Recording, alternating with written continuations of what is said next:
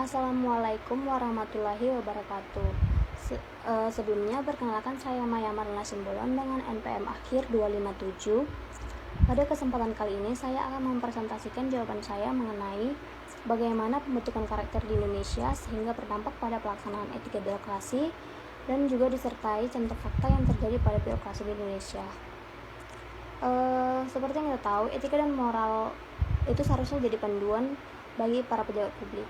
Patologi birokrasi atau yang biasa disebut dengan penyakit atau bentuk perilaku birokrasi yang menyimpang dari aturan, nilai serta norma yang berlaku sudah banyak merajalela di birokrasi seperti korupsi yang harus diberhentikan. Karakter berperan sebagai kemudi. Karakter tidak datang dengan sendirinya tetapi harus dibangun dengan dibentuk untuk menjadi bangsa yang bermartabat. Nah, dalam pembentukan karakter di Indonesia ada beberapa tahap sehingga berdampak pada pelaksanaan etika birokrasi di Indonesia, yaitu 1. Pendidikan. Pendidikan ini sangat penting dalam pembentukan karakter dan pelaksanaan etika birokrasi di Indonesia. Melalui kurikulum yang mencakup pendidikan moral dan etika sejak dini, generasi muda belajar tentang pentingnya integritas, kejujuran, dan juga tanggung jawab dalam bekerja di birokrasi. Mereka akan memahami bahwa prinsip-prinsip ini sangat penting dalam memberikan pelayanan publik yang baik. Namun masih ada tantangan dalam menerapkan kurikulum pendidikan ini di sekolah-sekolah di Indonesia. Beberapa sekolah mungkin tidak mengintegrasikan dengan baik atau tidak menerapkan dengan efektif. Ini bisa menghambat pembentukan karakter yang baik pada generasi muda.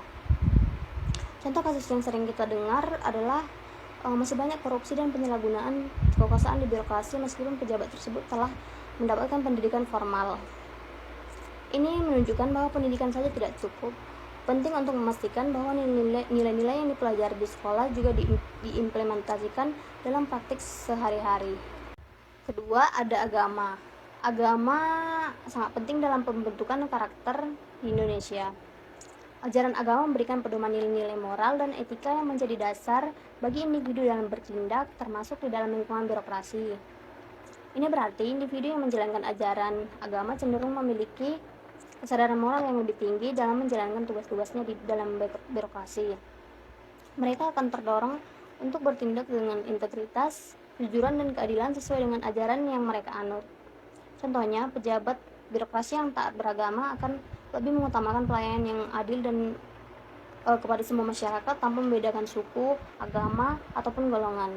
Mereka juga akan mematuhi aturan dan prosedur dengan sungguh-sungguh serta menjauhi tindakan korupsi atau penyalahgunaan kekuasaan. Namun, kita masih sering mendengar kasus di Indonesia di mana praktik korupsi dan penyalahgunaan kekuasaan terjadi di lingkungan birokrasi, bahkan di kalangan pejabat yang taat beragama sekalipun. Hal ini menunjukkan bahwa adanya agama saja tidak cukup untuk menjamin pelaksanaan etika birokrasi yang baik. 3. Ada lingkungan sosial. Lingkungan sosial termasuk lingkungan keluarga, teman, dan komunitas yang memiliki dampak signifikan pada pelaksanaan etika birokrasi di Indonesia. Interaksi sehari-hari dengan orang-orang yang di sekitar dapat membentuk sikap, nilai, dan perilaku seseorang. Contohnya, seorang birokrat yang berasal dari lingkungan keluarga yang mengutamakan integritas dan kejujuran cenderung membawa nilai-nilai tersebut ke dalam lingkungan kerjanya. Mereka akan lebih cenderung untuk bertindak secara jujur, adil, dan berintegritas dalam menjalankan tugas-tugas birokrasi. Sebaliknya, jika lingkungan sosial individu tersebut cenderung korupsi atau tidak menghargai prinsip-prinsip etika, maka hal ini dapat mempengaruhi perilaku birokrat tersebut dalam praktik sehari-hari.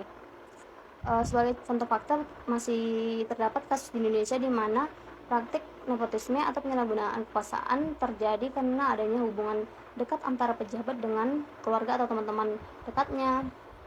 Hal ini menunjukkan bahwa lingkungan sosial yang kurang mendukung nilai-nilai etika dalam mempengaruhi pelaksanaan etika birokrasi.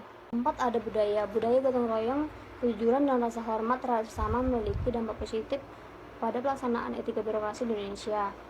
Nilai-nilai ini mendorong individu dalam birokrasi untuk bertindak secara integritas, transparansi, dan tanggung jawab dalam menjalankan tugas-tugas mereka. Terdapat beberapa contoh di Indonesia di mana pelaksanaan etika birokrasi terganggu akibat ketidakpatuhan terhadap nilai-nilai budaya yang positif. Misalnya, masih terjadi kasus korupsi di mana pejabat publik yang seharusnya mengedepankan kejujuran malah terlibat dalam praktik korupsi demi keuntungan pribadi dan kelompoknya.